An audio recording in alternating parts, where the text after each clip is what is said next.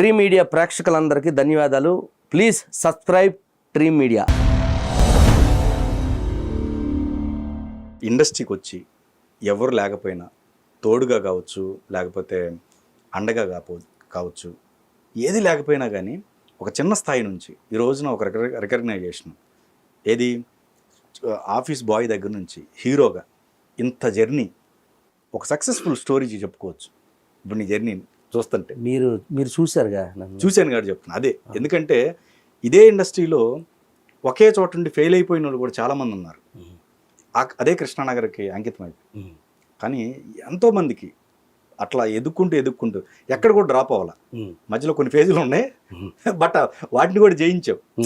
వాటిని కూడా ఎక్కడ కూడా తడబడ, ఇప్పటికీ జయిస్తూనే ఉన్నావు. కానీ మధ్యలో అంత ఆటుపోట్లు వచ్చినా తట్టుకున్నావు, నిలబడ్డా. జయించడం అంటే విజయాల కంటే అపజయాలు ఎక్కువ. ఏది మా దేవుడు కళ్యాణ్ బాబు గారి లాగా. Okay okay. ఆయన కూడా పాపము అపజయాలు ఎక్కువ, ఆయనకి పాపము విజయాలు తక్కువ. సినిమా రంగంలో కానీ తర్వాత పొలిటికల్లో కూడా మనం చూసాం కదా. ఆయన బాధ అదే, నాకు అపజయాలు వచ్చి విసిగెత్తిపోయాను. నాకు ఓటమి నాకు ఎప్పుడు కొత్త కాదు, నాకు ఇంటి చుట్టంలాగా నాకు ఓటమి అలాగ అయిపోయింది. నాకు ఎన్నో సినిమాలు ఫెయిల్ అయినాయి. నాకు ఇంకా అది కూడా నాకు మళ్ళీ ఒక విజయం వస్తుంది అనేసి ఒక పొలిటికల్గా కూడా గతంలో ఫస్ట్లో ఓడిపోయారు. ఆయనకి అలవాటు అయింది, రేపు ఓడిపోయినా గెలిచినా ఆయనకి పెద్ద ఇదే ఉండదు, కానీ గెలాలి. ఆయన ఈసారి గెలాలి. ఎందుకంటే అపజయాలు వస్తున్నాయంటే విజయం వస్తుందనే దానికి సంకేతం. కరెక్ట్. దానికి ముందు నిలబడ్డాడు ఆయన. ఆయనకి విజయమే. ఇంకా అదే విజయం. ఆయన ఇంకా అపజయం కూడా భయపడుతుంది ఆయన చూసి. నేను ఇంత ఒక మనిషిని పట్టుకొని పీడించకూడదు, ఎంత నేను అపజయాన్ని అయినా ఆ మనిషిని పట్టుకొని మరీ నేను ఇంత పీడించకూడదు, బాధ పెట్టకూడదు, ఒక్క విజయాన్ని నేను ఇస్తాను ఆయనకి అని చెప్పి. అలాగే ఎన్నో అపజయాల సినిమాల తర్వాత ఒక గబ్బర్ సింగ్ అనే సినిమా పడడం. అవును, రాజకీయాల్లో కూడా ఎన్నో అపజయాలు చూశాడు. ఈసారి విజయం వరిస్తుంది ఆయన, మంచి మెజారిటీతో విజయం వరిస్తుంది ఆయన, అంతే. ఎందుకంటే అపజయం కూడా సిగ్గొచ్చే విధంగా ఆయన లైఫ్ని అంత ఆడుకుంది. కలర్ మనం చూసాం కదా. శ్రీకాకుళం నుంచి స్టార్ట్ అయ్యావు. అవన్నీ చిన్నప్పుడు కథలు అవన్నీ మీకు తెలిసిందే కదా. అంటే అలాగే రావడానికి రీజన్ ఏంటంటే మెగాస్టార్ చిరంజీవి గారు, ఓకే, పవన్ కళ్యాణ్ గారు, వాళ్ళ సినిమాలు చూస్తూ పెరిగిన వాళ్ళం చిన్నప్పటి నుంచి. ఏ ఊరు అది? శ్రీకాకుళంలో మాది హెచ్చర్లని మండలం, ఎక్కువ సార్, శాస్పేట విలేజ్. ఓకే. అలాగే సినిమాలు చూస్తూ మేము పెరిగిన వాళ్ళం కదన్న. అందరూ అలాగొచ్చిన వాళ్ళు, సునీల్ అన్నయ్య కానీ మిగతా చాలా మంది యాక్టర్స్. అలాగే అన్ని సినిమాలు ఆ టైంలో చిరంజీవి గారు, పవన్ కళ్యాణ్ గారి కదా, మోహన్ బాబు గారి, రాజశేఖర్ గారి, నాగార్జున గారు, వెంకటేష్ గారి సినిమాలు అన్నీ సమానంగా చూసేవాళ్ళం. హ్యాపీగా అందరికీ సమానంగా అభిమానించేవాళ్ళమి. అందరూ మనకు అభిమాన నటులే. రామారావు గారి దగ్గర నుంచి కృష్ణ గారి వరకు, మధ్యలో నాగేశ్వరరావు గారు, శోభన్ బాబు గారు, కృష్ణరాజు గారు, ఎవరిని మనం తక్కువ అంచనా వేయగలం? ఎవరికున్న పందా వాళ్ళకు ఉంది, ఎవరికున్న స్టార్డమ్ వాళ్ళకు ఉంది, ఎవరి టాలెంట్ వాళ్ళకు ఉంది. ఇందులో మరి ఎందుకు మరి ఓన్లీ ఒక చిరంజీవి గారి మీదే అంత అభిమానం డామినేట్ చేసిందంటే అది సినిమాకి, స్క్రీన్కి ఆయన పడే కష్టం, ఆయన త్యాగం, దానికి పడిపోయాం అందరం. ఓకే. ఎంతోమంది పెద్ద పెద్ద హీరోలు ఇండియాలో, అమితాబ్ బచ్చన్ గారి దగ్గర నుంచి రాజ్ కపూర్ గారి వరకు ఎంతోమంది ఉన్నారు ఇండియాలో. ఇటు రజనీకాంత్ గారు, కమల్ హాసన్ గారి నుంచి, అటు మలయాళంలో మోహన్ లాల్ మమ్మూటి గారి దగ్గర నుంచి, మన కన్నడలో శివరాజ్ కుమార్ గారు వాళ్ళ నాన్నగారు ఆయన దగ్గర నుంచి, విష్ణువర్ధన్ గారి దగ్గర నుంచి, శంకర్ నాగు లాంటి హీరోలు ఇండియాలో దగ్గర 100 మంది హీరోలు ఉన్నారు కదా. ఈ 100 మంది హీరోల్లో స్క్రీన్లో ఒళ్ళొంచి చెమటూర్చి ఒక సేవకుడిలాగా, ఒక కార్మికుడిలాగా, ఒక కూలోళ్ళలాగా ఒళ్ళొంచి సినిమాకి కష్టపడింది అయితే ఒకే ఒక్కరు ఇండియాలో మెగాస్టార్ చిరంజీవి. ప్రతి సినిమాలో ఆయన కష్టం కనబడుతుంది అన్న. ఇప్పుడు మీరు అన్నదమ్ములు ఎంతమంది? మొత్తం ముగ్గురు అన్నదమ్ములు. చిన్నోడివి? నడిపోడు నేను. ఓకే. ఇండస్ట్రీకి వచ్చావు. అలాగా ఆయన చూసి అభిమానంతో ఇక వచ్చేసావు. వచ్చాక ఇంకా ఇక్కడ కృష్ణానగర్ కష్టాలా ఎక్కడున్నా? ఇక అందరికీ పడినట్టుగానున్నా, అందరికి ఒకటే కష్టం. సినిమా ఇండస్ట్రీ, సినిమా ఫీల్డ్ అంటేనే కష్టమైన ఫీల్డ్. ఓకే. నిలబడడానికి కష్టం, నిలబడక ముందు కష్టం, నిలబడిన తర్వాత కష్టం.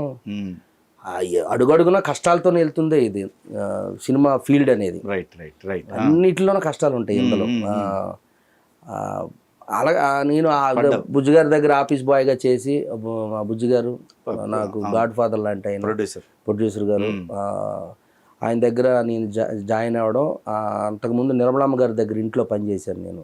విజయ నిర్మలమ్మ పెద్ద ఆవిడ ఉన్నారు, నిర్మలమ్మ గారు, గ్యాంగ్ లీడర్లో బామ్మగారు. ఆవిడ తిట్టింది, సినిమా ఫీల్డ్ వద్దురా, నువ్వు భరించలేవు, నీ వల్ల కాదు, నీకు వెనక ముందు ఎవరు లేరు, నేనున్నంత వరకు హ్యాపీగా నాతో ఉండిపో, ఇక్కడే నాకు సేవలు చేసుకుని ఉండిపోరా, నీకు ఏం కావాలని నేను చూస్తాను. వాళ్ళకు మెస్ ఉండేది అనమాట అక్కడ ఒకటి, గాయత్రి మెస్ అని, మా ప్రసాద్ గారిది, మనిషి ప్రసాద్ గారి. సో అక్కడ ఉండిపోయి కొద్ది రోజులు. దాని తర్వాత ఇక ఫీల్డ్లోకి ఎంటర్ అవ్వాలని చెప్పి, ఈ ఎవరు ఎన్ని తిట్టినా సరే మన మైండ్లో ఉంటుంది కదా, ఫిక్స్ అయింది.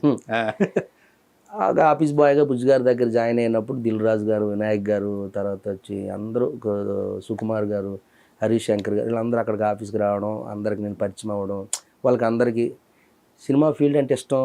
పైగా డైరెక్టర్లు అంటే ఏంటి, మనకి దేవుళ్ళతో సమానం. అంటే డైరెక్టర్లు అంటే బాగా ఇష్టం ఉంటుంది కదా డైరెక్టర్లు కూడా. మరి వాళ్ళకి మన సేవలు చేసుకుంటూ, టీలు కాఫీలు అందించుకుంటూ, వాళ్ళకి భోజనాలు పెట్టుకుంటూ, వాళ్ళకి ఏ సేవలు చేయాలో ఆ సేవలు చేసుకుంటూ, ఈ సాలరా వీళ్ళకి ఈ సేవలు చేసుకుంటున్నాను చాలు, ఏదో ఒక రోజు ఏదో ఒక అవకాశం నాకు వస్తుంది, ఇంతకు మించి ఆ అవకాశం ఏముంది అనేసి దగ్గర అయ్యాను. అందరికీ హ్యాపీగా చూసుకుంటారు నన్ను.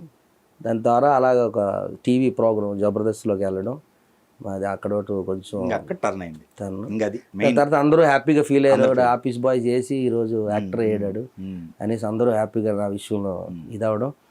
ముఖ్యంగా కోన వెంకట గారిని చెప్పుకోవచ్చు కదా. నేను ఇందాక చెప్దాం అనుకున్నాను, ముఖ్యంగా అక్కడ నాకు బాగా ఇది కోన వెంకట గారు. ఇప్పటికీ నేను యాక్టర్గా కొనసాగుతున్నానంటే దానికి రీజన్ కోన వెంకట గారే. ఆయనకి నేను చేతులెట్టి దండం పెట్టుకోవాలి, ఇప్పటికీ ఆయనకు రుణపడి ఉంటాను. ఆయన తీసిన ప్రతి సినిమాలోనూ శంకర్కి క్యారెక్టర్ ఉంటుంది. శంకర్ నా అన్నే కాదు, చాలా మందిని ఎంకరేజ్ చేస్తాడు. శ్రీనివాస్ రెడ్డి గారిని కానీ, సత్యం రాజేష్ గారిని కానీ, నన్ను కానీ, సత్యాన్ని కానీ, కిషోర్ గారిని కానీ, అందరినీ ఆయన మినిమము అందరినీ కవర్ చేస్తూ సినిమా చేస్తాడు.